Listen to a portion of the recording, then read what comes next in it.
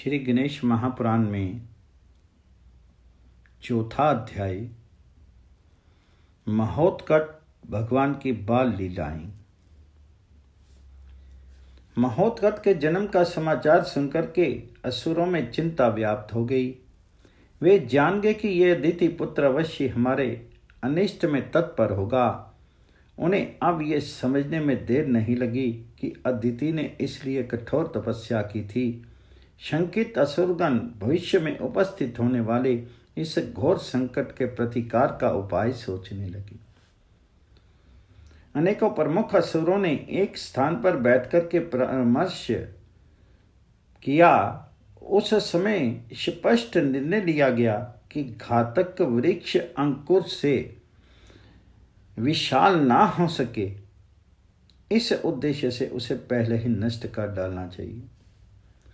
इस निर्णय को कार्यान्वित करने का भार सौंपा गया विरजा नाम की एक अत्यंत कुटिला एवं क्रूर कर्मा राक्षसी पर। राक्षसी विरजा अपने कर्म में तुरंत लग गई। वह बिना कुछ विचार किए हुए अपनी चतुरता के अहंकार में मद हुई कश्यप जी के आश्रम में जा पहुंची। वह बालक को देखने का उपक्रम करती हुई जैसे ही महोत्कट के पास गई, वैसे ही उन्होंने झपट करके उसे मृत्यु मुख में पहुंचा दिया। इस प्रकार बेचारी विरजा अपनी ही चतुरता पर बलिदान हो गई। असुरों ने सुना कि विरजा मारी गई तो उन्हें बड़ा आश्चर्य हुआ। सोचने लगे कि वह तो बहुत ही चतुर और बलशालिनी थी, एक छोटे से बालक के हाथों कैसे मारी गई। अंत में निश्चय हुआ कि उद्धत और धुंधुर नामक वीरों को वहां भेजा जाए। वे अवश्य उस बालक को मारने में सफल रहेंगे। आदेश मिलते ही दोनों असुर वीर चल पड़े। उन्होंने तोतों का मनोहर रूप बनाया और कश्यप आश्रम में जा पहुंचे। उस समय अदिति महोत्कट को दुग्ध पान करा रही थी। तभी दो तोते सुमधुर वाणी में बोलने लगे। सुंदर तोतों को देख करके महोत्कट ने दूध पीना छोड़ दिया और माता से बोले, माता उन तोतों को ला दो। माता ने समझाया, पुत्र पहले दूध पी करके पेट भर लो, तब उन्हें देखना। ये तो आकाश में उड़ने वाले पक्षी हैं, इन्हें पकड़ना भी कोई सहज कार्य नहीं है। महोत्कट बोले, अरे इन्हें पकड़ना भी कोई बड़ी बात है, लो देखो मैं पकड़ता हूं इन्हें। ये कहकर के महोत्कट वेग पूर्वक उछले और बाज के समान झपट्टा मार करके एक एक हाथ में दोनों को पकड़ लाए। पक्षी उनके हाथों में दबाव में फड़फड़ाए और चोंच मार मार करके महोत्कट को घायल करने लगे। ये देख करके मुनि कुमारों ने उन तोतों को तुरंत ही मार डाला। तब उनका छद्म वेश दूर हो गया और उनका राक्षस रूप प्रत्यक्ष हो गया। ये देख करके भयभीत हुई माता ने अपने बालक को उठा करके गोद में ले लिया। महर्षि ने शांति कर्म करके बाधा शांत की और पत्नी से बोले, आज परमात्मा ने ही इसकी रक्षा की है। तुमने ये जानते हुए भी कि यहाँ अनेकों असुर रहते हैं, बालक को अकेला कैसे छोड़ दिया।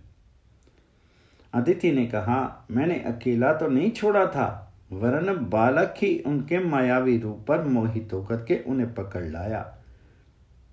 अब और सावधानी रखूंगी। धीरे धीरे 4 वर्ष व्यतीत हो गए। उनकी बाल क्रीड़ाएं माता पिता और वनवासी स्त्री पुत्र बालकों के लिए मनोरंजन और चर्चा का विषय बनी हुई थी। सभी के लिए महोत्कट भगवान प्राणों से भी अधिक प्रिय हो रहे थे।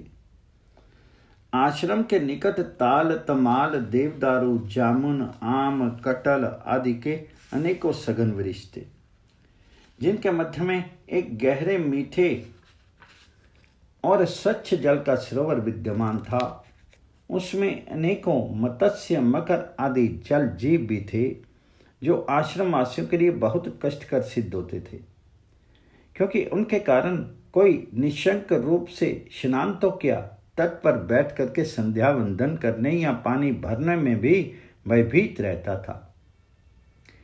एक बार सोमवती अमावस्या के साथ व्यतिपात योग पड़ा। उस दिन माता अदिति भी स्नान करने के लिए उस सरोवर में जा पहुंची। उनके साथ महोत्कट भी थे। बालक को तट पर बिठाया और स्वयं स्नान करने के लिए सरोवर में उतर गई।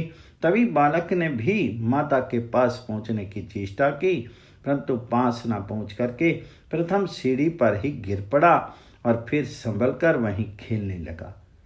तभी उसे एक मगर ने पकड़ लिया।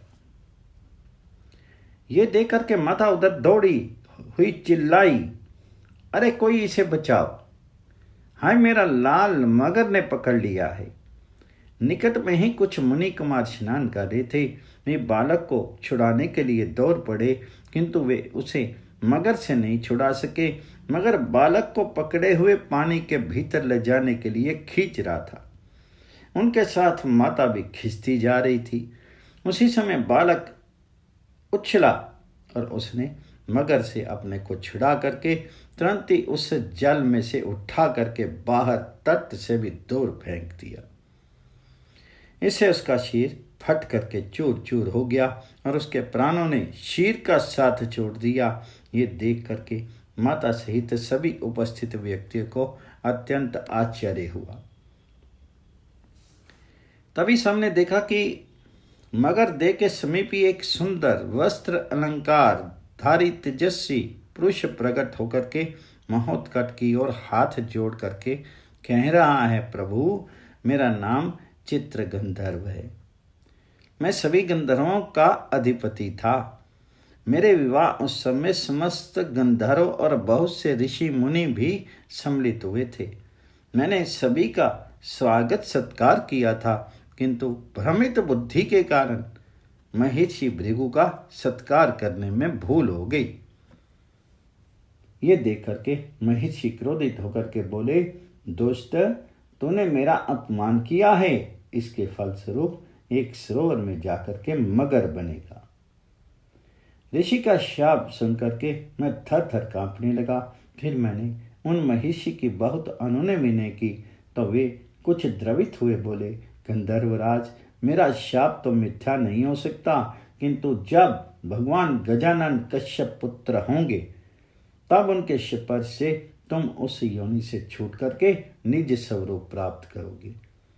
इतना कहकर के गंधर्व ने भगवान गजानन की स्तुति आरंभ की। हे प्रभु, आप ही जगत स्वामी एवं रचयिता हैं। आप ही पापों का नाश करने वाले, गुण रहित, अहंकार रहित एवं सत असत रूप तथा सभी के परम कल्याण कारण हैं। आपकी कृपा से ही मुझे अपने पूर्ण रूप की पुनः प्राप्ति हुई है। इस प्रकार प्रार्थना करके गंधर्व अपने लोक को गया। इधर माता अदिति के आश्चर्य की सीमा नहीं थी। वह सोचती, ये सब क्या है? ये दिव्य पुरुष कौन था? मनुष्य, राक्षस अथवा देवता?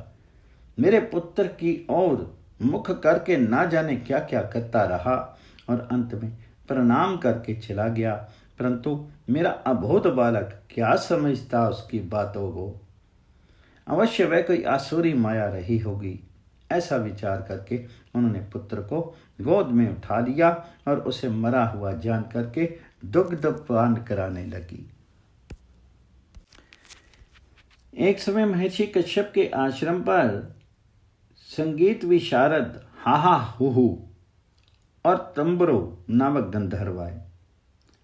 वे शीर पर पीताम्बर धारण किए, माथे पर गोपी चंदन का तिलक लगाए, वीणा पर हरि गुण कीर्तन कर रहे थे। अपने अपने स्थान से कैलाश यात्रा के लिए चले थे। वहां से होते हुए यहाँ आ पहुंचे। महर्षि कश्यप ने उनका स्वागत सत्कार करके भोजन स्वीकार करने का निवेदन किया। तब तीनों ने स्नान आदि कर्मों द्वारा पवित्र होकर के भगवती उमा, शिव, विष्णु, विनायक देव और भास्कर का पूजन किया तथा अपने इष्ट देव का ध्यान कर रहे थे। तभी महोत्कट भी खेलते हुए वहां जा पहुंचे। उन्होंने 5 देवताओं की मूर्तियां वहां देखी तो खेल खेल में उठा करके अन्यत्र फेंक दी और चुपचाप वहां से हट गई। ध्यान समाप्त होने पर गंधर्वों ने देखा कि वहां मूर्तियां नहीं हैं, तो बहुत व्याकुल हुए। उन्होंने इधर उधर मूर्तियों को खोजा और जब वे नहीं मिली तो महर्षि कश्यप ने कहा कि हे भगवान, हम उमा, शिव, विष्णु, विनायक और सूर्य की पूजा करके इष्ट देव का ध्यान कर रहे थे, तभी उनकी 5 मूर्तियां अदृश्य होगी। पता नहीं कौन उठा करके ले गया। कश्यप जी को मूर्तियों के चले जाने की बात सुनकर के बड़ा आश्चर्य हुआ। सोचा, अब तक तो कभी वस्तु आश्रम से चोरी नहीं हुई, तब आज ये कैसे हुआ? कहीं महोत्कट ने तो वे प्रतिमाएं नहीं उठा दी, खेल खेल में ले गया हो कहीं? ऐसा संदेह होने पर उन्होंने महोत्कट को बुला करके पुचकारते हुए पूछा, पुत्र, तुमने अतिथियों की देव मूर्तियां देखी थी क्या? पुत्र ने स्पष्ट रूप से अस्वीकार कर दिया। महर्षि ने कुछ कठोर होकर के कहा, तेरे अतिरिक्त वहां एकांत में अन्य कौन जा सकता था? अवश्य तू वहां गया और प्रतिमाओं को खिलौने समझ करके उठा लाया। महोत्कट ने विनम्रता से कहा, परंतु मैंने प्रतिमाएं नहीं उठाई। कश्यप बोले, तू वहां गया था तो फिर प्रतिमाएं कौन उठा ले गया? पुत्र ने कुछ उत्तर नहीं दिया तो उसे डराने के लिए महर्षि ने छड़ी दिखाते हुए कहा, बताओ मूर्तियां कहाँ फेंक दी? यदि नहीं बताएगा तो मैं तुझे मारूंगा। महोत्कट भयभीत के समान खड़े हो गए। महर्षि की कठोर वाणी सुनकर के अदिति भी वहां आ गई। तभी पुत्र ने पिता को उत्तर दिया, मूर्तियां उठाकर कहीं फेंक देता तो भी यहीं कहीं मिल जाती। यदि आपको ये संदेह हो कि मैं उन्हें खा गया हूं तो मेरा मुख देख लीजिए। ये कहकर के पुत्र ने अपना मुख खोल दिया। भीतर का दृश्य देख करके अदिति मूर्छित हो गई और अन्य सभी आश्चर्यचकित रह गए। सब ने बालक के मुख में कैलाश सहित शंकर, वैकुंठ सहित विष्णु, सत्यलोक स्वर्ग सहित समस्त पृथ्वी, 14 भवन, सभी लोकपाल एवं 10 दिशाओं में विद्यमान अद्भुत सृष्टि देखी। सभी मौन थे। कश्यप जी सोचने लगे, अरे मैं ये तो भूल ही गया कि ये मेरे पुत्र रूप में साक्षात जगदीश्वर ही अवतरित हुए हैं। मैंने इन्हें छड़ी दिखा करके कैसा अपराध कर डाला। फिर उन्होंने गंधर्वों से कहा, अब आप ही बताइए कि मैं क्या करूं? बालक को दंड देना भी मेरे वश की बात नहीं है। इतने में अदिति की मूर्छा दूर हो चुकी थी। वे बालक को गोद में उठा करके भीतर ले गई और उसे दुग्ध पान कराने लगी।